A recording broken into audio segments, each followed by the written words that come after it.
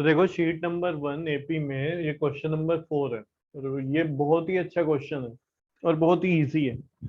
बस थोड़ा इसको समझना पड़ेगा ये क्या कहना चाह रहा है। ये कह रहा है A B C are in AP, A B C AP में है। ठीक है, तो हम लिखेंगे देखो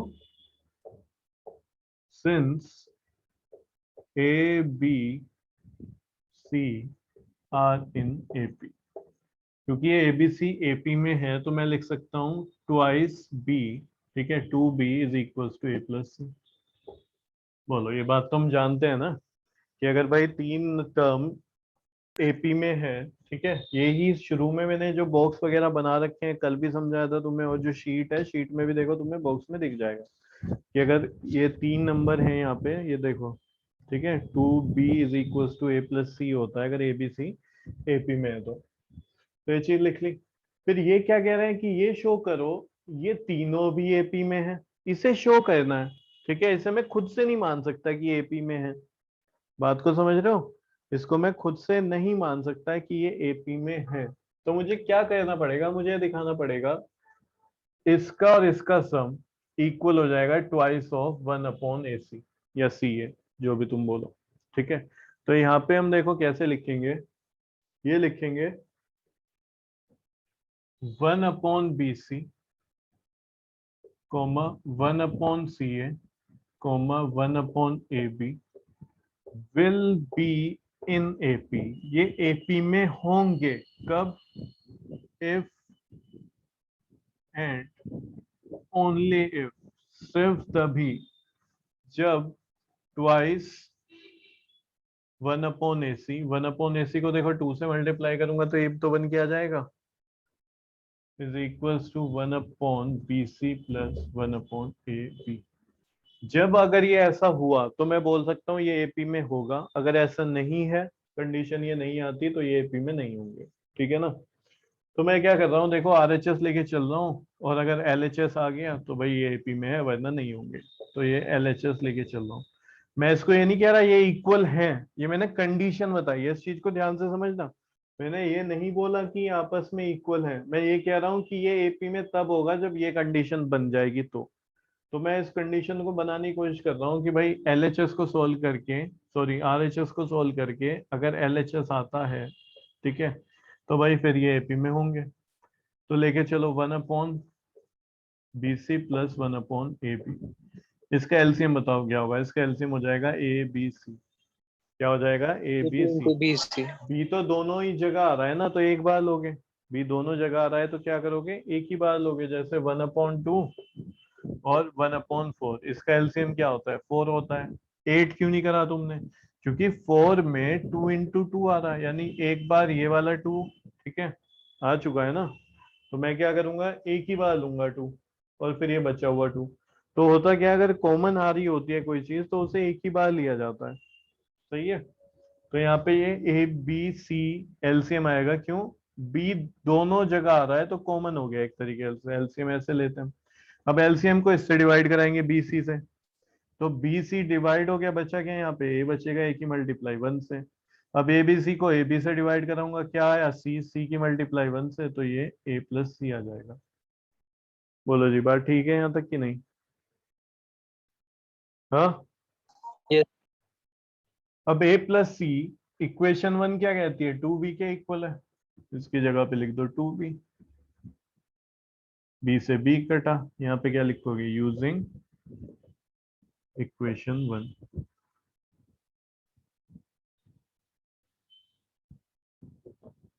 यूजिंग इक्वेशन 1, बी से बी चला गया, यहाँ पे क्या आ गया? 2 अपॉन ए सी। क्या यही आ रहा है? तुम कहोगे यहाँ तो सी है, यहाँ पे ए सी है। अरे एक ही तो चीज हुई ना। सही है, तो is equals to L H S. तो तुम क्या लिख दोगे? हेंस। ठीक है, लास्ट में लिख देना, इधर लिख रहा हूँ, hence 1 upon B C, 1 upon C A and 1 upon A B are in A P. ये किस में होंगे? एपी में होंगे।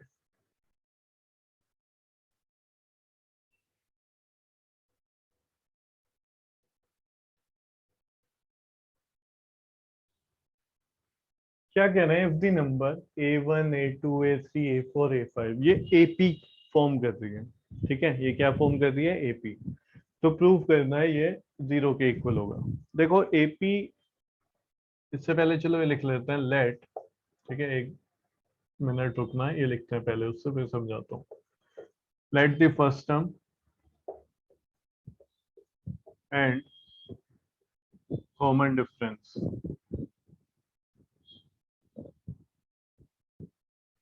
Of an AP B A and D respectively, ठीक है।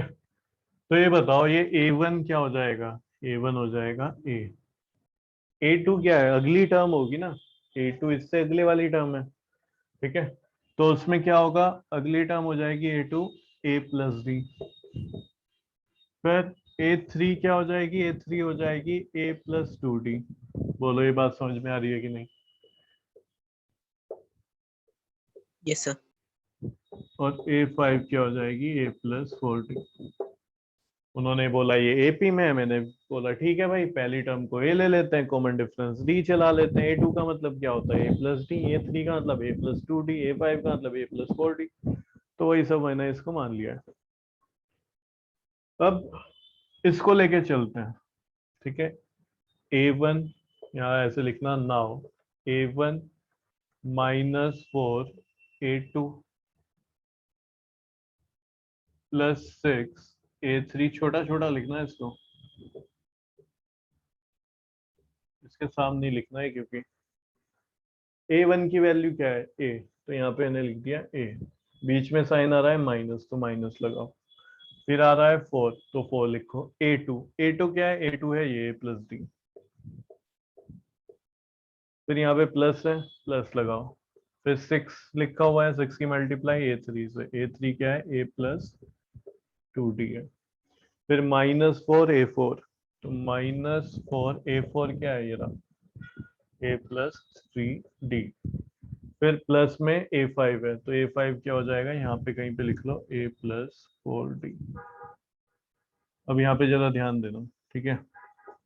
A, इस -4 के अंदर मल्टीप्लाई कराओगे तो -4 है -4D, इस 6 के अंदर मल्टीप्लाई कराओगे, प्लस का है तो साइन सेम रहेंगे, 6 से +12D, -4 की मल्टीप्लाई कराओगे तो -4 है -12D, और ये प्लस A प्लस 4D। कोई दिक्कत है यहाँ तक? No sir. नहीं है। तो जरा ध्यान दो, क्या, देखो -4 है, माइनस वाले इकट्ठे कर लो, -4 है, -4 है, कितने हो गए, -8A, कितना हो गया, -8A, ये 6 है प्लस A 7 है, और ये प्लस A 8 है, तो माइनस के 8A प्लस 8 है। देखो मैंने क्या किया, माइनस वाला ये तो एक साथ कर लिया है, तो -4 -8 है, ठीक है। A प्लस 6 है, 7 है, और एक ये 8A, तो ए वाले सारे ले लिए मैंने। अब डी देखते हैं, -4D, माइनस वाले इकट्ठे करो, माइनस का ये 4D और ये माइनस का 12D, तो माइनस का 16D हो जाएगा, ठीक है। इसको ध्यान दो, ये +12D और +4D, तो ये प्लस का 16D हो जाएगा, सबके सब लिख लिए मैंने यहाँ पे, ठीक है। -8 है +8 है, 0 0, कितना है, 0 है, और यही हमें दिखाना था कि भाई इसकी वैल्यू कितनी है, 0 है।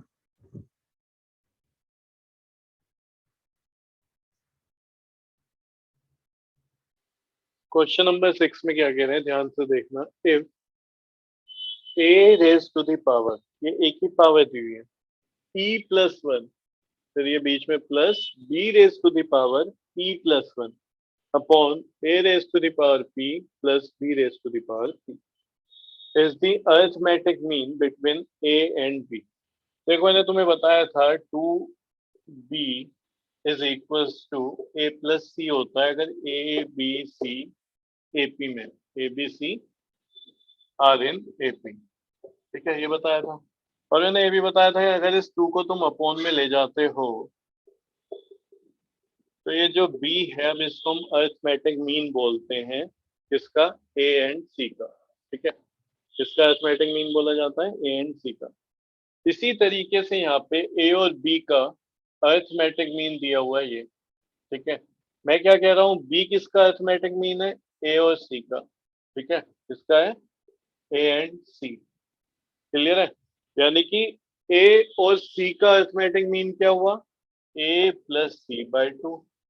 ठीक है, किसके इक्वल आ रहा है? यहाँ पे मानो b के इक्वल है। इसी तरीके से अगर मुझे अरिथमेटिक मीन निकालना है a x एंड y का, तो क्या होगा? ये x plus Y by two. मुझे निकालना है p एंड q का, तो हो जाएगा p plus Q by two. तो अरिथमेटिक मीन का मतलब ये होता है।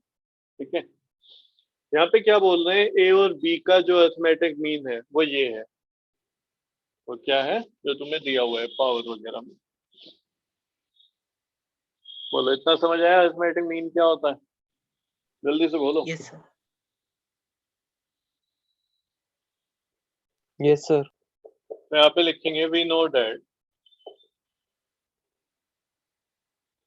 arithmetic mean of a and b is given by, क्या हो जाएगा वो? a plus B by two. ठीक है, क्या हो जाएगा? a plus B by two. But it is given that am लिख रहा हूं मैं अरिथमेटिक मीन को, उन्होंने दिया हुआ है ना, am दिखा सकते हैं। It is given that a arithmetic mean of a and b is, ये दिया हुआ है इन्होंने तो।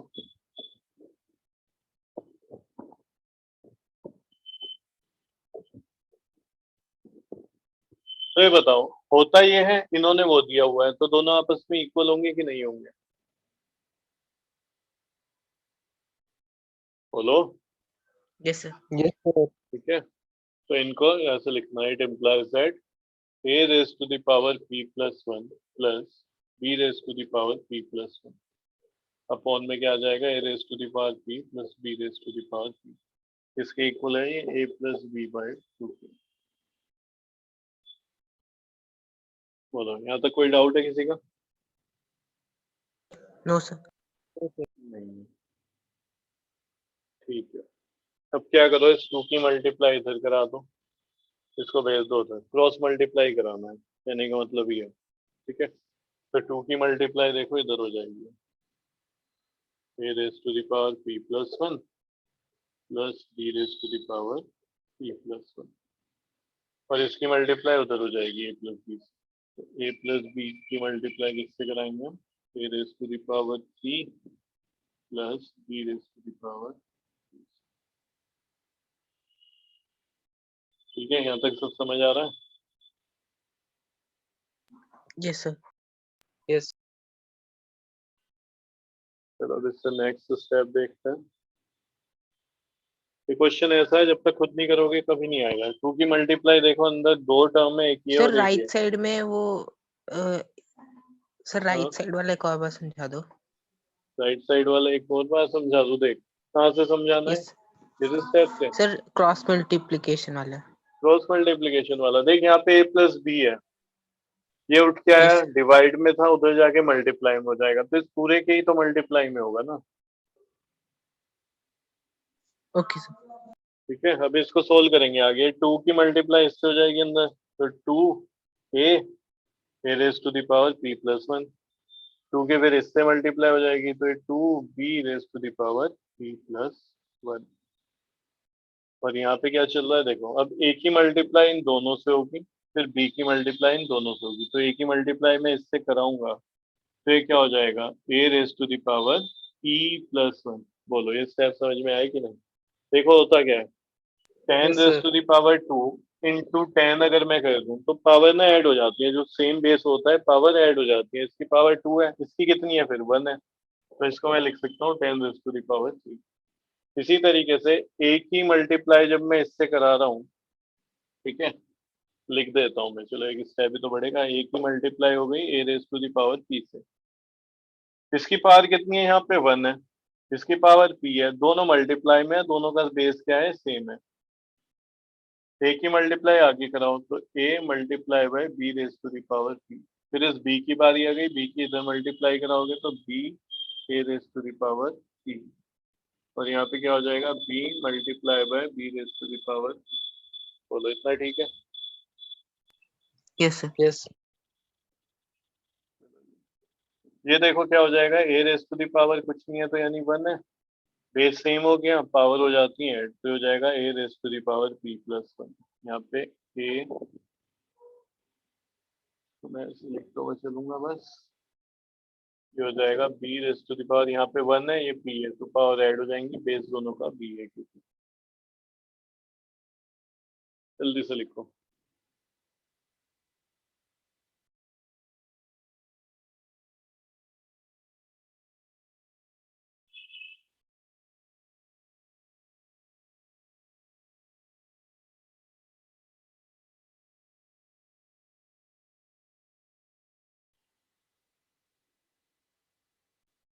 ठीक है, यस सर अब यहाँ पे देखो ये क्या लिखा हुआ है, A raise to the power P plus 1 कितनी है, ट्वाइस, ठीक है, और यहाँ पे कितना है, A raise to the power P plus 1। इस पूरे को ऐसे समझ लो अपने दिमाग में, पूरे को A raise to the power P plus 1 को जैसे कि एक्स है, तो ये 2x है और ये x तुमने माना, ये इधर x है, इधर लेके आओगे तो 2x में से एक x गया, क्या बचेगा x, यही तो हुआ, 2x में से अगर एक x माइनस कर दिया तो कितना बचेगा, x बचेगा। ठीक है, कुछ आया समझ या नहीं Yes. आया? मैं कह रहा हूँ Yes. जो ये वैल्यू Yes, sir. है और ये वैल्यू है, ये सेम है, बस ये इसका डबल है, ट्वाइस है, तो अगर दो में से एक को माइनस कर देंगे तो एक ही तो बचेगा, तो मैं जानबूझ के इसे उठा के इधर ला रहा हूँ। ऐसे ही बी वाले के साथ भी होगा, यहाँ पे twice B raise to the power P plus 1 है, यहाँ पे एक बार लिखा हुआ है, ये इसको भी इधर लिया हूँ, तो इन दोनों को इस साइड उठा के ला रहा हूँ मैं, समझ रहे हो?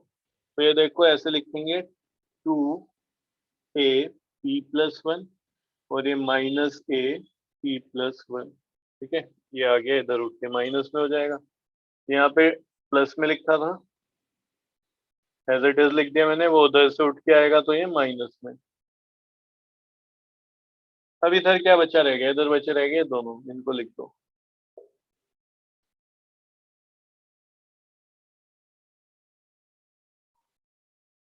जल्दी लिखो।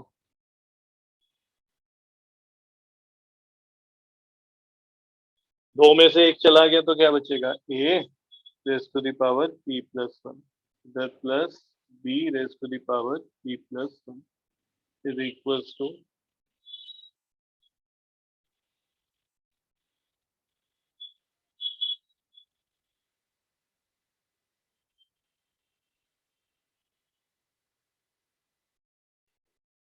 इसको एज इट इज लिख दो अभी तो।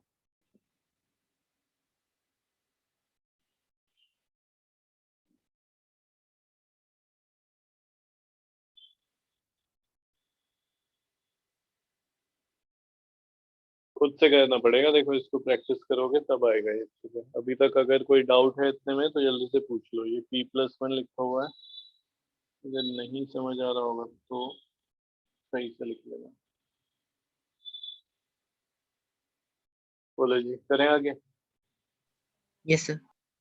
यस सर लास्ट वाली लाइन पे ध्यान देना, क्योंकि बोर्ड पे नहीं दिखेगी वो, अपनी नोटबुक में ध्यान रखना उसको ध्यान।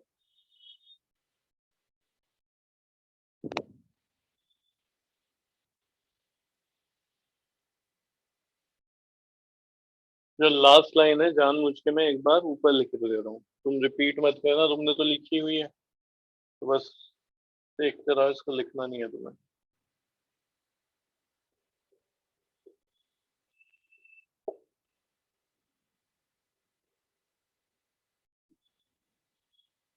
ये चेक करो क्या यही है? Yes sir. अब क्या करोगे, देखो यहाँ पे ये बताओ किसकी पावर चल रही है, तो तुम कहोगे ए की पावर है, ठीक है। मैं यहाँ पे पूछूं इसमें किसकी पावर है, तो तुम कहोगे बी की पावर चल रहा है कुछ बी।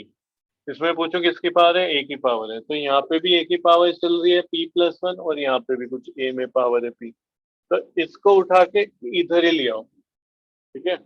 और क्या करो, इस पे ध्यान दो, यहाँ पे b की पावर कितनी है p, इधर भी b की पावर कुछ है, ठीक है, तो इन दोनों को एक साथ रख लो। बोलो, बात समझ में आई या नहीं आई? जो मैं कहना चाह रहा हूँ क्या वो तुम समझ पाए हो? Yes sir. ठीक है, इसको ले जाओ उधर। पावर देखो किस में चल रही है, यहाँ पे ए में चल रही है, यहाँ पे बी में चल रही है, तो मैंने सोचा ए वालों को एक साथ करूं, तो ए की पावर यहाँ पे चल रही है पी, इससे मैं इधर लिया है, तो देखो ये तो एज इट इज इधर ही है, तो ऐसे ही लिख दो। ये उठ के आया उधर से, तो minus B A raise to the power P, ये यहीं पे था पहले से, A B B raise to the power P, और ये उधर से उठ के आया, तो minus B raise to the power P plus one. ठीक हुआ इतना? Yes Yes, sir. sir. ये स्टैंडर्ड वालों के लिए, बेसिक वाले अपना दिमाग ना खपाएं अगर नहीं समझ आया तो। यहाँ से क्या कॉमन आ रहा है? यहाँ से क्या कॉमन आ रहा है मुझे ये बताओ। Sir, A. A raised to power P. ए की पावर पी कॉमन आ रहा है, अब कुछ को नहीं समझ आएगा वो ध्यान दें। ये मैं ऐसे लिख सकता हूँ कि भाई ये पावर 6 है और यहाँ पे ये पावर है 5, तो अब क्या कॉमन आ रहा है? अब तुम झट से क्या दोगे, अब ए रेस टू द पावर 5 यहाँ से ले लो, ए रेस टू द पावर 5 यहाँ से ले लो, 6 है ना, तो 5 तो निकाल सकता हूँ ना मैं पावर में, ए रेस टू द पावर 5। इसी तरीके से ये जो है यहाँ पे ये एक ज्यादा है, यहाँ पे A raise to the power P है, जैसे यहाँ पे A raise to the power 5 है, यहाँ से एक ज्यादा है, A raise to the power 6, 5 से ज्यादा 6, ऐसे ही यहाँ पे अगर पी है तो पी प्लस वन, यानी कि अगर तुम यहाँ से A raise to the power P भी उठा लेते हो ना, तो यहाँ पे ए की पावर 1 बची रह जाएगी। तो वही काम कर रहे हैं हम, A raise to the power P common ले लिए यहाँ से, तो यहाँ पे बची रह गई ए, ठीक है, क्या बचा रह जाएगा, ए की पावर 1, ठीक है, माइनस बी, माइनस बी। इसी तरीके से यहाँ से b raise to the power P common ले लो, तो यहाँ पे क्या बचा रह गया ए, और यहाँ पे पावर p प्लस वन है, तो b raise to the power p तो तुमने निकाल ली, एक बची रह जाएगी वहां पे, यानी b raise to the power one. किसी की पावर 1 होने का क्या मतलब है, वही नंबर, मैं कहूँ 2 की पावर 1 क्या आता है, 2 ही आएगा, 3 की पावर 1 क्या आएगा, 3 आएगा। इसी तरीके से a की पावर 1 कितना आएगा, a minus b raise to the power p, ये कितना आ जाएगा, a minus b, a minus b क्या है? बोलो ठीक है इतना? Yes sir. क्या आ गया हमारे पास, a raise to the power p is equal to b raise to the power p। क्या होता है देखो, अगर ये दोनों चीजें सेम होती ना, ठीक है, तो ऊपर वाला भी सेम हो जाता, तो यहाँ पे क्या होगा, इसको उठा के ले आओ नीचे, a raise to the power p upon b raise to the power p। यहाँ बताओ यहाँ क्या बचेगा? सर 1। 1 बचेगा, बिल्कुल ठीक। क्या बचेगा, 1। अब एक कॉन्सेप्ट याद करो, इंडिसेस में तुमने कभी सीखा होगा, मैंने तो तुम्हें कभी पढ़ाया नहीं है ना, तो कभी तुमने 7th या 8th क्लास में सीखा होगा, जहाँ पे भी तुमने स्कूल वगैरह में पढ़ा होगा। तो होता क्या है देखो, किसी की भी पावर 0 होने का मतलब होता है 1, x raise to the power 0 1 होता है। मैं बोलूँ 10 रेज टू द पावर 0 भी क्या होता है, 1 होता है, ठीक है। ऐसे ही a raise to the power 0 क्या होता है, 1। ऐसे ही a upon b raise to the power 0 1, यानी किसी की भी पावर 0 लिख लेना मतलब क्या होता है, 1 होता है। बोलो जी, समझ आया? Yes sir. अगर यहाँ पे 1 लिखा है तो मैं क्या ये नहीं लिख सकता है रेज टू द पावर 0, 1 के प्लेस पे 10 रेज टू द पावर 0 लिख सकता हूँ, 1 के प्लेस पे x raise to the power 0 लिख सकता हूँ, ठीक है। तो कुछ भी लिख सकता हूँ ना, मैं ये भी लिख सकता हूँ 1 के प्लेस पे, भाई 1 इसके भी इक्वल है, 1 इसके भी, इसके भी, तो मैं ये लिखना चाह रहा हूँ, ठीक है। अब जरा इधर ध्यान देना,